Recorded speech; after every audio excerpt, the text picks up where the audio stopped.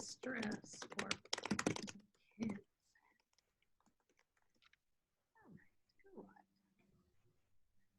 All right, we are back. Welcome back to Cultivating Connections in the Time of COVID. I'm Amanda Brezana-Rios, Communications Director for National Grange. I'm sitting here in my awesome black Grange We're in This Together t-shirt. And so I have some guests with me today, and I'm super excited because last night I did this on my own and it wasn't as fun. And I have some great guests today. So you all know Samantha Wilkins, our Junior Director from National Grange. Hey, Sam. Hey guys, good to be here. And Sam brought with her an expert that she's been talking to in the school system where her kids are, Molly Onomastico. I knew I was going to butcher that. Sorry, Molly. How you doing? I'm doing well. How are you? I'm great. I've heard that you've been putting out some kind of parent newsletters at this time to tell parents kind of what to deal with, how to deal with the stresses and things that they're facing, and that those have been really helpful. And so we're really excited to have you on the program today because I think that this is something that all of us can, well, maybe not me because I have dogs, but most people have something to think about and contribute when it comes to the subject of seeing their kids stressed, feeling the stress, seeing their grown kids stressed with grandkids, whatever it is. And so today we get to talk a little bit about how parents and kids are dealing with the stress of COVID, because this is a really long-term traumatic incident for some kids in some ways, isn't it? Yes. It's very interesting to observe from afar. You know, as a school counselor with 4th and 5th graders, I see them every day before COVID, but now it's very strange. They send me occasional emails or will make a comment on the social emotional lessons that I'm sending to families for them to work on. But it's nothing like the personal connections that I have in school, which is sad to me. Yeah, absolutely. And I think that some of the things that we would have never thought about being so stressful really are amplified because everybody's inside together.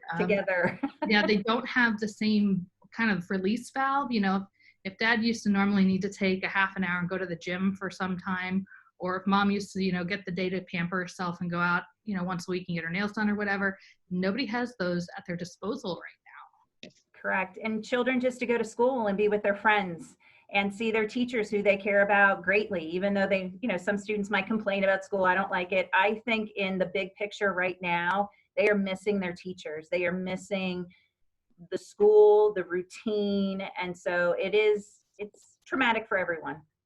I think that that's absolutely something that we're going to talk about throughout the rest of this hour. I know Sam has some questions, but part of this discussion came out of, Sam, something that you attended virtually last week, I think it was. So can you talk a little bit about where this discussion came from as a mom of 4 boys and what you've been learning? This is a whole brand new world for all of us involved. And originally I was all about watching everything that was coming out on the news. I wanted to have all of the information until I really started seeing the effects that it had on my kiddos, of course, not realizing that, they're out playing and running around, that they were even coming in and hearing what was on the news to know what was going on, other than school was canceled or school was, postponed and they had an extended spring break at that. So as a junior director, of course, and then as a mom of 4, I started really kind of, as this progressed, being concerned of like, what is this, how is this impacting my children? How is this going to affect them now in the future? My boys range in ages from 5 to 13. So we have a broad spectrum of how this could affect them too, of what they're going to remember in the future of all of this as well. So last week I attended a webinar through the Atlantic Times that was focused on the mental health for kids and some of how kids process things like this, what it could look like in the future. They talked about events such as 9/11 and the Boston Marathon bombings and how that affected kids in the future. And, how the parents reacted was how it affected them. And so they talked about kids around 9/11 whose parents didn't really say anything to them, and it was just another day to go about their business, to kids whose parents were very direct about what was happening in the world. And so I think that's kind of was my concern, is how do I even go about talking about this as a parent? You know, where do I start off with this conversation with my kiddos? They knew, of course, the basics of, you know, there's people that are getting sick in the world, but where do we go from there? How much information is too much information, I think was kind of what that was talking about. Molly, what are you saying? And I mean, I know that there's no right answer here, right? But you know, for the littlest of littles, for the kids that are more in that middle school, or, you know, late elementary or early middle school range, the older kids, you know, what have you been seeing as far as what parents have said they've been doing? What recommendations have you been seeing in your field that may have been coming out, or what recommendations might you have, knowing that everybody has unique situations and challenges and stuff? And every child is different. I think as parents, we have to just know our child. You know, can they handle this information? I do agree that too much information is not good for any child. So I have two boys. I have a 13 and 11-year-old, and they have been processing this very differently. My oldest one, I think, understands the big picture of it. People losing jobs, people not having, you know, basic needs, not kids unable to get their schoolwork done because they don't have internet. I think he understands and does worry about that at some level. Whereas my 11-year-old, he is more like, oh, I got work to do. You know what I mean? It's very different. So even today, my 13-year-old said, can we please turn off the news? And I said, absolutely, because I wasn't paying attention to it. It was on the background. So as a parent, you really need to know your kids.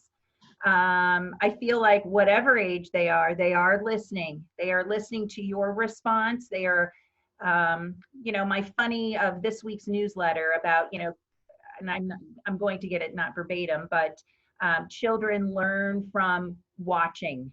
And my joke this week was, yeah, they're watching me fold laundry, but they're not folding it. And so, you know, they are watching for your response. They are watching to see how panicked you get. Because I think if we're escalated, they too are going to become escalated.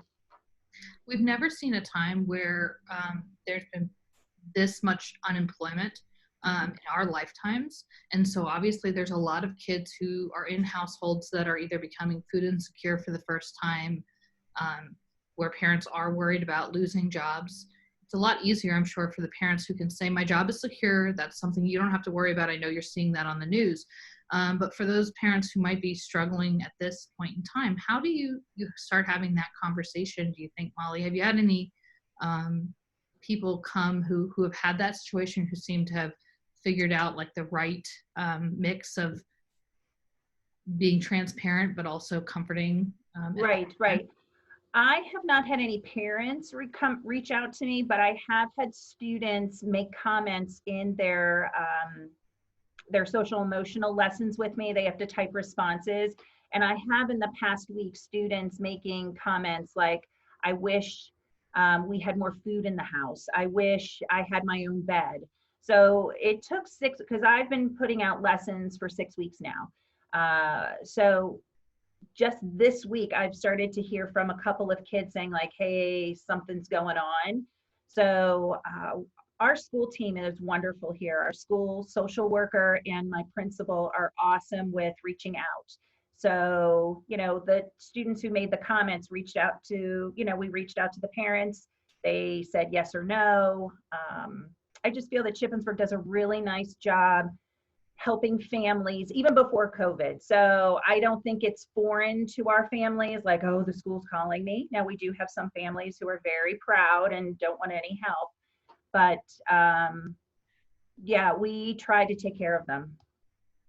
I think that's been one of the really great things that I have seen come out of my kiddo being on your Google Classroom is they started, you know, the first couple weeks of this, they were like, oh, I don't want to do this. And then they turned, you know, their conversation turned, I know you had focused a lot on empathy and focusing on what others are feeling and how, you know, how to recognize that. And his conversation has really changed over the past couple of weeks from, I don't want to do this, to, I wonder how my friends are. I wonder how my friends are feeling and such like that.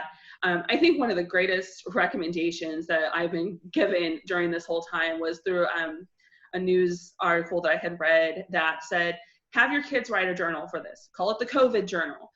You know, whether they're writing one sentence a day, that's fine, drawing a picture or something.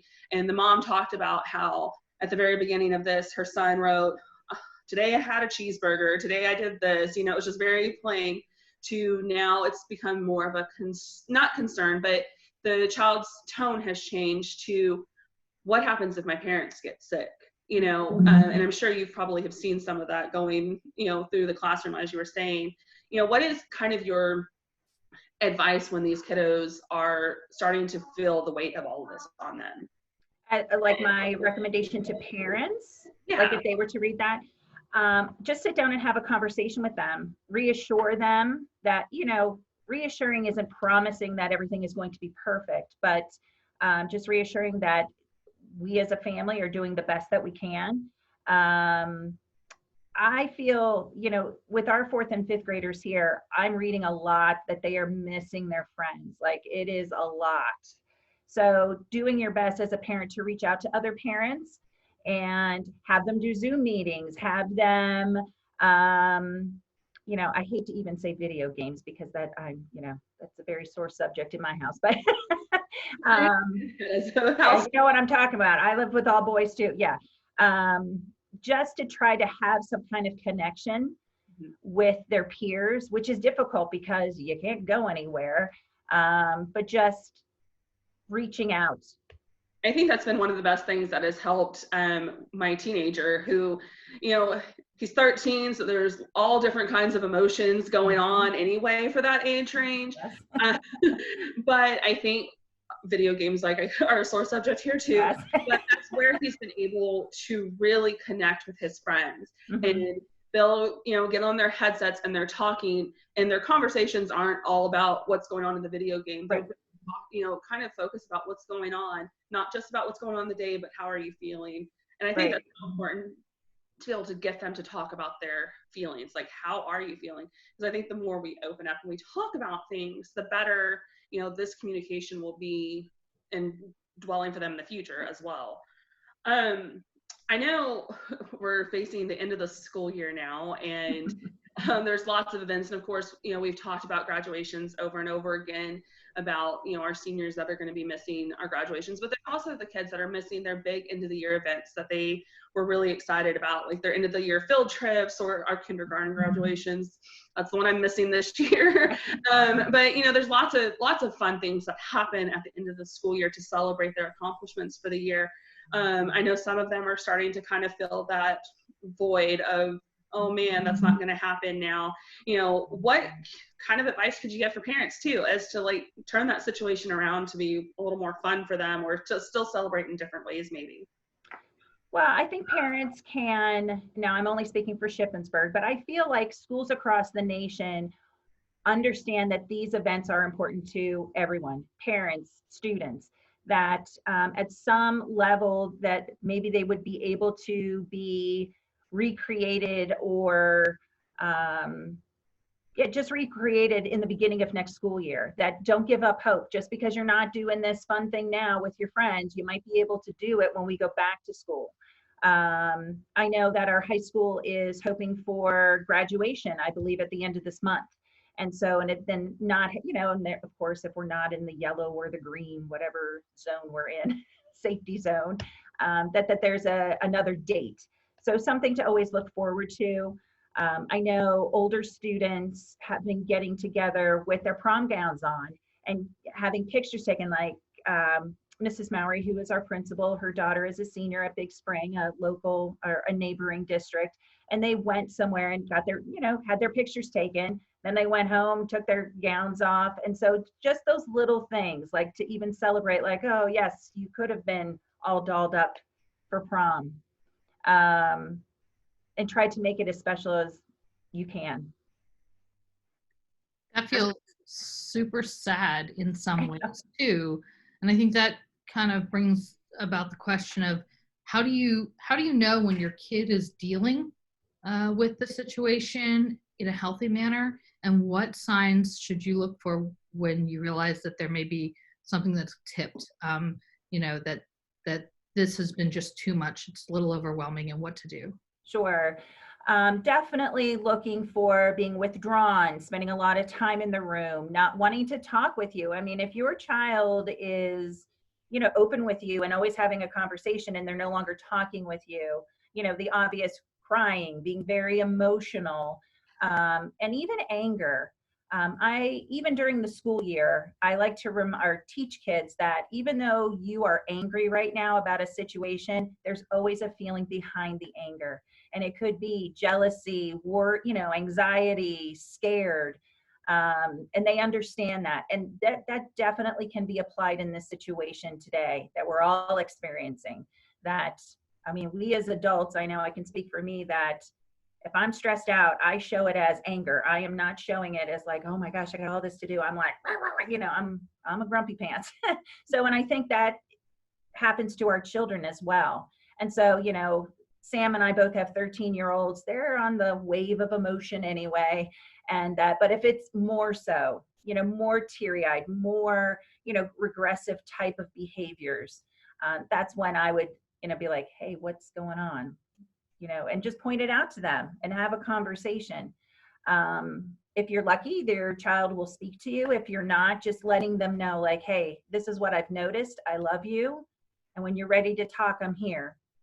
I like to recommend to parents, really a good time to talk to your kids is when it's not like face-to-face discussing. I used to, back in the day before I was a school counselor, I used to do mobile therapy with children, and we were allowed to transport them. And this was like in the early 90s, now you're not allowed to transport kids. And they would just talk my ear off. We'd be driving somewhere and they'd go, blah, blah, blah, blah. They would just tell me everything, so that, you're driving to wherever, the grocery store, get in the car, go for a ride to Cowan's, well, for us, not, I don't know where Amanda is, but, drive somewhere and they might be staring at the window having a conversation with you. I know my 11-year-old talks to me a lot right before bed. We put a real dim light on and we recap our day. And then he really does share how he's feeling. But during the day, he doesn't want any part of it. But just those quiet, calm times. And he's not looking at me either. Sometimes kids have a hard time looking their parents straight in the eye and be like, I'm really stressed out about this, so. I guess because our group, we tend to also have a lot of older members who are grandparents, even great-grandparents. Okay. And a lot of them may not be in the same household as the kids who may be struggling. Would you suggest that maybe mom and dad can talk to their mom and dad, so the grandparent, about being part of this at this time? Can you explain your question? Just having the grandparent being involved with the child, or? Helping to have those conversations, especially considering they're probably having them by phone or whatever, so they don't have to have that maybe face-to-face contact. Sure. With them. Right. And again, it depends on the relationship that the child has with their grandparent.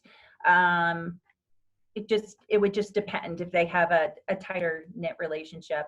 I'm sure I know it's difficult for mine too. And I'm sure Sam, with your parents or the grandparents involved, not being able to see them. Now, my parents live 2.5 hours away. We don't see them often, but it is really bothering them. They say, we just want to go to grandma's house, or that opportunity to spend time with them that they don't. And they hate doing FaceTime because it's not the same. And it's just hard. I think that's my parents' biggest complaint too. I know before we moved from Texas to Pennsylvania last year that I set my parents up with Skype and taught them how to use it all and got the technology ready for them so we could have those connections. And I mean, it's come in handy definitely during these times because they've been able to see the kiddos, and even if they're just running past and saying, look at this, whatever it is, they've had that connection. But you're right, it's not the same. It's not the touch, they always say, I don't want my kiddos to go back when we've gone down to visit or something because they miss the physical connection. And I think that's, something that we're all missing, the physical connection with all people, just being out and being around folks in general. I think another thing, you know, as we try to find our routine for the school year, and I know we have had to change locations of where we're doing school in the house a couple of times until we found the right place for us. And frustrations can tend to sometimes run high during that time too. And, you know, we're all still within these same four walls all the time right now. You know, what kind of would be your suggestion to parents who do get frustrated and need to take a time out themselves? Me included. You know, my biggest advice to parents is to form a routine. And I know that might sound mundane or ridiculous, but children and us as adults, we really thrive on routine. Like before this happened, you know, we would get up, we would get ready for work, we would go to school, I will see you after. And that's pretty much, you know, how our lives were run. So creating a routine, it doesn't have to be strict, just an idea like, okay, from 10 to 12, I really need you guys to work on schoolwork because mommy has to do her work. You know, I need this time to be quiet. To have or try to have each child have their own space. You know, if they have to share a bedroom, maybe alternating times that, you know, if your one child can go read down in the living room and the other child can be doing computer work in the bedroom, and trying to give them space to get their work done for school. Having just be active, trying to get outside. Now that it's getting warmer in Pennsylvania, definitely I am pushing my kids outside because you need the fresh air. And just, like I said, just having that routine. Absolutely. I think one of my favorite quotes from the newsletter that you sent out week before last says, I cannot be as productive as normal because these are not normal times. Right. Yeah. I will focus on what I can accomplish in just these 24 hours and let go of what I cannot accomplish right now. I was like, that one struck a chord with me because I'm, you know, I want to get it all done. I want my, you know, my kids have an assignment. I've got to get that done. I have my work to do. I've got to get that done. Right. And, you know, there is only so many hours in the day to make that happen. And, you know, just having to learn to have that flexibility and have those, you know, the understanding that it can't all be done necessarily in one day, and it's okay. It's okay if it doesn't happen. You know, we worry about accomplishing all of those things, but I think it's okay to take a step back and say, okay, breathe. It's okay. Slow down. Right. And not to get into those battles. I mean, yes, it's important for your children to get their schoolwork done, but it is not worth your mental health to be fighting with them constantly. You know, if you have a parent in your organization who is struggling with their child, and we have children here who are really fighting their parents, reach out to the school. I know that our school social worker, our school principal are making home visits just to try to help parents talk to the kids. It's just tough for everyone, and this is not worth ruining your home life. Now, I too am a very, you know, we got to get this done, you know, we're on a schedule type of routine, but I feel like I've been loosening it up as the weeks have progressed because it is not worth my mental health and my relationship with my child to be fighting with this all the time. Absolutely. Absolutely. I think school districts have done great at doing that. And it's important, I think, too, for parents to understand and know that those resources are available. You have sent out every week, you know, these are the resources that are available in our county. And I think that's important for parents and grandparents to know that if they are struggling, that, you know, that the guidance counselors are there to help them and to just, you know, be a peace of mind sometimes, or to point them in the right direction of where they could be going. Yeah, I mean, again, not being a parent in current day, you know, my reference for school is what school was like 20 years ago when I was in high school. And I don't know what this would have looked like then, because clearly we would not have had all the online opportunities and things like that. But I also don't know that schools were equipped with, typically equipped with as many resources as they seem to be. I mean, we are a rural district. Shippensburg is a rural district, and yet still has, you know, counselor and, you know, various guidance counselors and things like that. So many of the districts have more resources than a lot of people would think.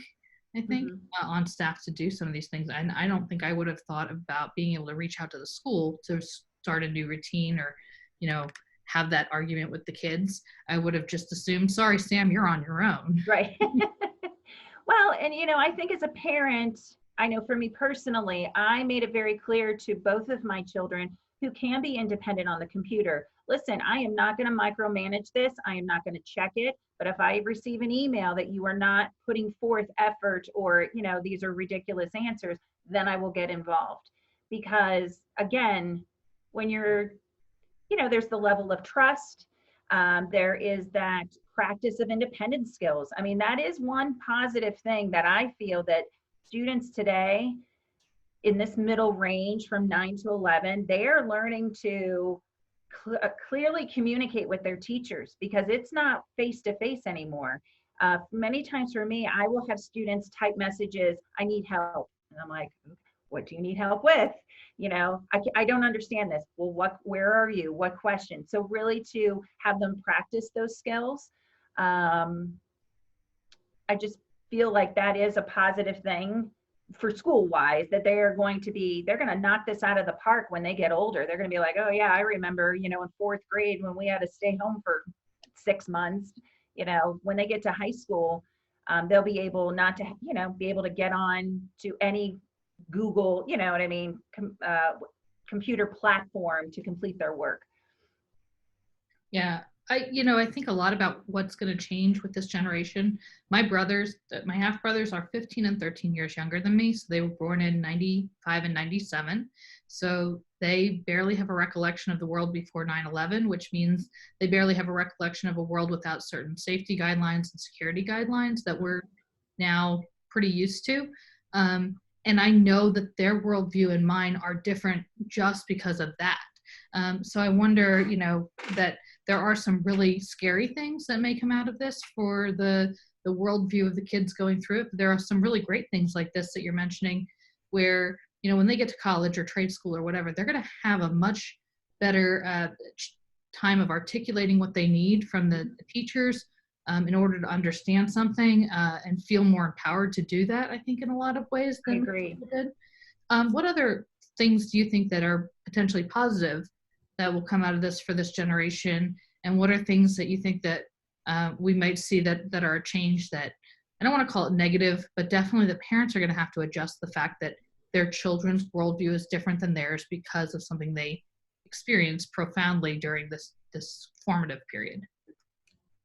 As for the positives, I see, again, it's the, communicating and advocating for themselves.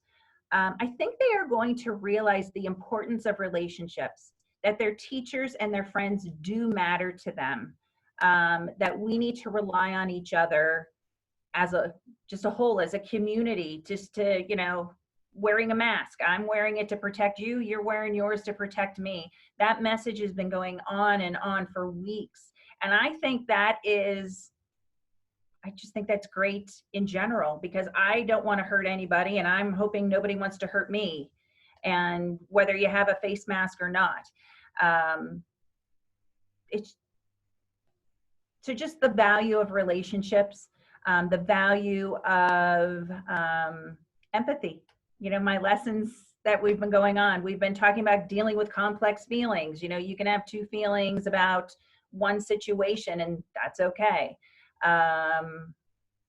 So those would be my two, just being more in tune to others, showing empathy, and just relationships. Now, the second half of your question, can you restate it? Sure, yeah, anything that you see that's, again, I don't want to call it negative, but right, where the kids may, just by sheer virtue of going through this, right, as young as they are, or seeing a world totally different than what their parents grew up in because of what we learned in COVID. Anything that you should tell parents to prepare for, that their kids are going to see things a little differently than they do because of going through this now? Right. Well, I think I do worry about my students who are reserved and shy. Like, this is their dream. Like, they're not leaving the house. They're not having to deal with anybody. That is a concern for me for those students, that they are going to be resistant to come back to school. So if you're dealing with a child who does have some social quirkiness, or, would much rather be home rather than with the large group, that might be difficult. That might be a barrier to them.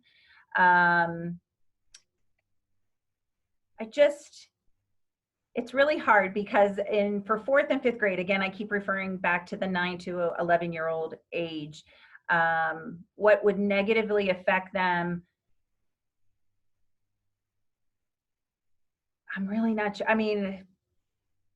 I'm really not sure. I don't know how to answer. I think that's a fair answer. I don't think I don't know what it looks like. So I'm sorry to ask you for. I know. I'm like, oh gosh, that's a big question. I don't know. I think of my own two. Those are the my two examples that I have, because I'm with them every day. I have to tell you that we have a comment from another teacher. She's on the West Coast in California, and she mentioned that this district is lucky because she's in a district where they have one counselor for the entire school district to share. So thinking about that, if you were the one counselor for all of Shippensburg, oh my, I know, what tools would you hope that parents might try to perfect, or what things would you hope that they would approach you or teachers about while trying to take care of others? That, look, I'm one person for all of these kids. You have to take care of this at home, but like, these are the big things I want you to come to me for. Can you imagine? I'm like, wow, that's a loaded question, man, Amanda. If I was the entire district, I would just want parents to reach out to me if their child is not doing well. Just to get them connected with resources if I wasn't able to help them. Obviously for our seniors, for the, either they're going into the job world, they're going to higher education, trade school, to get those kiddos settled. Because, in my mind, if I was the only counselor, that would be important, because that's a big life jump from high school. Now you're into the big wide world. But definitely for everyone, if you need any resources, like for food, clothing, your basic needs not being met. Because I know in Shippensburg, we have other people. If I was the only counselor, it wouldn't all be put on me. Yes, I might be the first line of defense, but I would be able to refer out to other agencies. And I'm thinking about Granges in that community. There is a Grange, obviously, because Katie is in it, who might, connect. So Grange members might want to reach out to their district's counselors and say, we can be a resource if you hear that kids need X, Y, or Z. If they know that their counselors in a situation like that, where they're going to be overwhelmed and overworked and not able to meet all those needs. Are there other ways that you can think of that even in districts like ours that have a little more resources, that community groups can reach out and tell you what might, be something that they can help with at this time? And are there anything that you think that you'd really like to see community groups reach out and tell you they have resources for?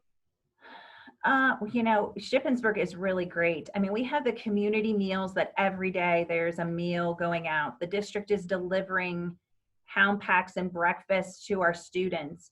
So I feel like our food situation is pretty good in Shippensburg. But if it's not in your community, that may be right in your community. You can reach out to them. So food, just your basic needs. I know that Shippensburg was awarded a grant to help families in need. So, all the principals and counselors are communicating with each other, saying, hey, do you know of a family that could benefit from this? And so I don't know if the Grange, has the funds to offer gift cards to like grocery stores that they could be delivered to families. So yes, there are, food, clothing, shelter. That's pretty much the big stuff. Sam, you have the junior passports, and there's some kids who aren't even in school. Like we've talked to Mandy, our coworker, whose district next door to her, basically they were done at the end of when school closed. And so those kids have been kind of looking for things to do. Do you think that the passport program is something where if a kid doesn't have school and a parent really needs them to be doing something while they're working, that they could look at the passport program? Yeah, absolutely. I mean, of course, for those that don't know what the Passport program is, that's one of our newer programs that came in. It's been about 2 years now in development, and it's really a great educational opportunity for kids to learn about all kinds of different things. Pretty much anything that you can think of, a passport can be created for. So if it's not a subject that we maybe have currently in our Passport program, and it's something that your kiddo is interested in, like right now we have one of them is an endangered species. Say that's something your kiddos are really interested in, something they can create a passport on or be a part of. We have recently, that just came out in the last Good Day magazine, is the history of the United States flag. That's, our bringing in our civil and patriotic and our roots from there, that gives them something, a base to go with, to start learning about something new maybe, or something that they haven't necessarily heard of. It's definitely something that can get the idle hands doing something. I think that's really the base for any of our junior programs is, if they're finding a downtime, finding something that the kiddos, if that are not doing, that don't have school right now, or want to focus on not doing schoolwork right now. I know that kind of consumes our day a lot of times. So breaking out from the monotony of the schoolwork, I guess, to do something fun, and something the whole family can be a part of too. With our Junior at Heart program, each one of our members and their juniors can create some seed art or do some creative writing that would focus, get your mind moving, get it going, and keep those gears going. I was going to say, I think that between our programs and between just when I take a step back and look at where we were in the world before all of this hit, one of the biggest things that I kept hearing from those that wanted to either start a junior Grange or that were having trouble with their attendance and such was, our kids are so busy. Our kids are so busy. They have all their sports and all of their different activities. I think one of the blessings that COVID has given us is given us a chance to step back and really think about the important things that are going on in our lives. Is, that soccer match that's every Saturday in practice 4 times a week, really the most important thing in our lives right now? Or, coming back to our roots of our families and the family experiences that we gain. I've seen lots of pictures of juniors across the country, sitting in their kitchens learning how to do some of the basics like baking bread or doing some sort of creative art piece. And I think that taking a step back from the educational side of things and all of this, that bringing back some of those roots that we had and then we kind of lost over the years has been really important during this time. I think that's going to be, something really great that our kids are going to take out of this time too. I agree. So Molly, I guess I have 2 last questions, and I'm sure Sam may or may not, because I know she had a couple at the very beginning. The one is going on to activities. The kids and parents are finding new ways to do things together. Are there some really great activities that you're hoping to see people maybe do with kids as they're leaving the school year and moving into summer, where they may not have the same programs and things that they used to or that they would? Or any activity type stuff that you have suggestions for parents and grandparents to take part in with their kids at this point? Sure. I'm a big supporter of our state parks and just getting out there because they are so large. You can socially distance and not worry and not have to wear a mask. So just getting outside. I feel that children in general just need to be outside. I mean, I don't know if I have a specific activity for them. I am concerned about students or parents that have to work and their children are going to have to stay home. Like, what do? We in Shippensburg have summer playground that, kids they go swimming all day, they have activities, and they have lunch. That's not going to be there. Do I have a suggestion for parents on what to do for that? I don't, but being outside, being with family, just going back to what Sam said about just being together. in a non-structured, we're getting our schoolwork done. But yeah, I would just say probably utilize your state parks because we are so limited. That's why I'm stuck with these answers, because we are still in this code red and you can't really go anywhere. I don't want my children going to the grocery store with me. I don't want them running to, pick up prescriptions. And so I have just found that getting outside, playing as a family. I mean, for the past 2 nights, they've been, my husband and boys have been playing basketball, just doing a silly game of something outside. And for me, I like to walk, so that's what we do. So finding something that you can do that you're not going to hurt yourself as a grandparent or a parent, and do it with your child. But I don't have specific ones. Board games are a good one, puzzles, but that's not always, I'm a big supporter of get outside. Well, that's also probably a great way for them to burn off energy. Right, you'll sleep good. Everybody will sleep good. Hopefully they'll take a nap and you can get your work done in the middle of the day, right? Yes. And the last question I have is just about, we talked a little bit about knowing how to take a step back and take a break for parents. We've talked a little bit about how parents talk to, their kids about this. But when should parents seek kind of another parent age person, a peer to talk to? And do you have any suggestions for parents that are just feeling the stress, especially working parents? I mean, Sam and I are lucky. We live close. And so there's, many times where we'll be able to get together now and do some work and blow off steam and whatever. But I know a lot of people don't have that same opportunity. Right. What options or what would you say for parents who are just feeling it right now? Feeling it. Yes, you're not alone. You're not alone, and it's normal to feel this way. Just the amount of stress that adults have. I mean, for working parents and even parents who were stay-at-home parents, even before this, it's totally draining. In my newsletter this week, I just said, I'm tired. Like, I am tired.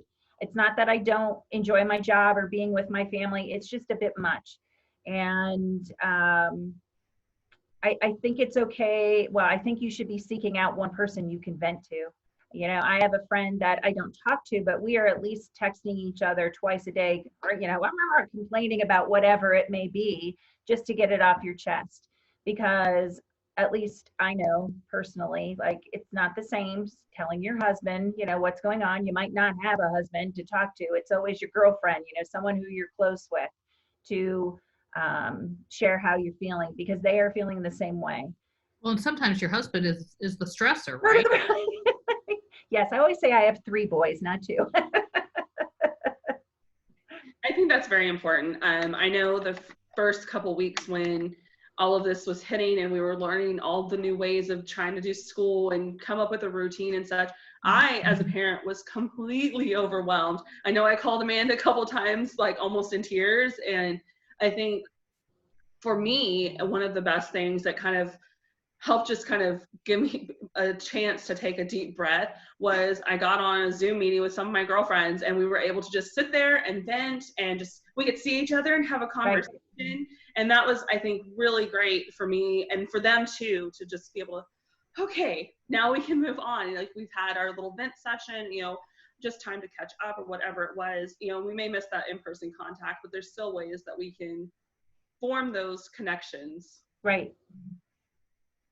Sam, I'm going to ask you my last question I have for you, and that is, can Grange members, either who typically run a junior program or, who just want to be a help and assistance to parents at this point, potentially offer that service, getting a Zoom meeting for junior Grange kids and entertaining them for an hour with a passport or with some lesson or with something, so the parents have a half an hour or an hour to go talk with their friends or to get something done around the house that they've been looking at for 3 weeks and they can't believe they haven't gotten to it yet. Or can Grange members help?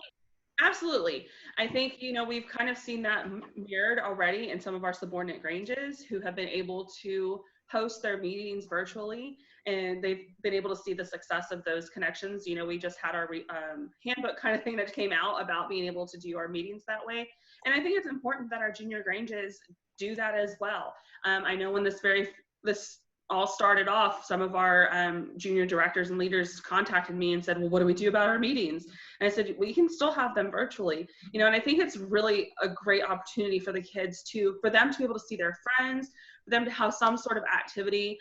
Even if you're just getting on, you know, once a week or once every other week to read a story to your juniors or whatever it is, still being able for them to have that connection with you with all of your kiddos.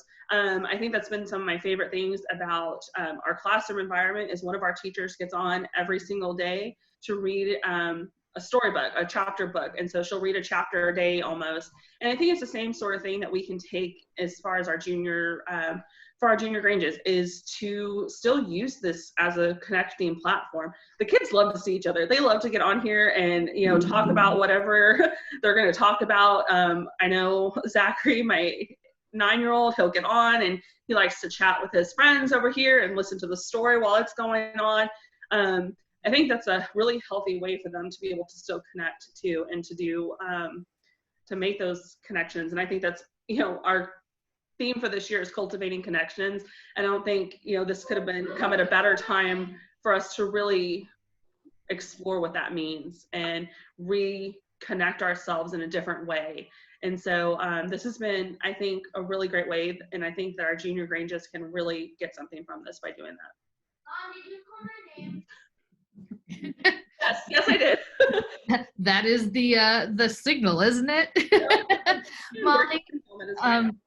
Molly, I want to thank you for coming on here. I know that you kind of got asked to do this last minute and didn't know what you're getting into, but I think that you've provided a really helpful insight. And as you can tell, we have some folks who are tuning in from some significantly rural districts who would love to have a resource like you at hand. So I really appreciate Thank you so much for having me. Yeah, absolutely. If you have anything else you want to kind of give us, any tips or tricks or anything, if we missed it, the floor is yours. Oh my, just trying to maintain those relationships as best you can with your, you know, your own personal friends as adults, your children's friends. You know, I really like the social emotional stuff, trying to just check in with your own child to see how they are doing. Again, we call it recapping our day. You know, you don't have to say, oh, I'm really worried about, you know, tell me how your day went. Just keep talking to your kids and keep looking for any kind of signs, regression, just not acting themselves, and be good listeners. It's a fantastic suggestion. Be good listeners indeed. Sam, I'm going to let you close us out or give any last minute stuff. Perfect. Well, thank you, Molly, again for coming on. We really appreciate it. Thank you for all that you're doing. To our teachers and everything, and our guidance counselors and administrations in our school districts that have really just had, you know, a curveball thrown at them this year, and all that they're doing to make our education successful and giving us ideas to help our kids during this time. I think it's really important that we do listen and we ask our kids questions and have them ask us questions and be there for them in every way that we can be, whether that's, you know, through having them write things or virtually, you know, having a conversation face to face with them. So if anybody does have questions, concerns, or suggestions even, they are always free to contact me. Most people have my phone number. It's on our website, as well as my email, of course, Samantha@nationalgrange.org. So thank you guys for joining us today. And thank you again, Molly and Amanda. Thank you. Having us today. So have a good one, guys. Thank you. Bye. Thank you. Perfect. And we are off. We're no Oh my longer. God, I'm gonna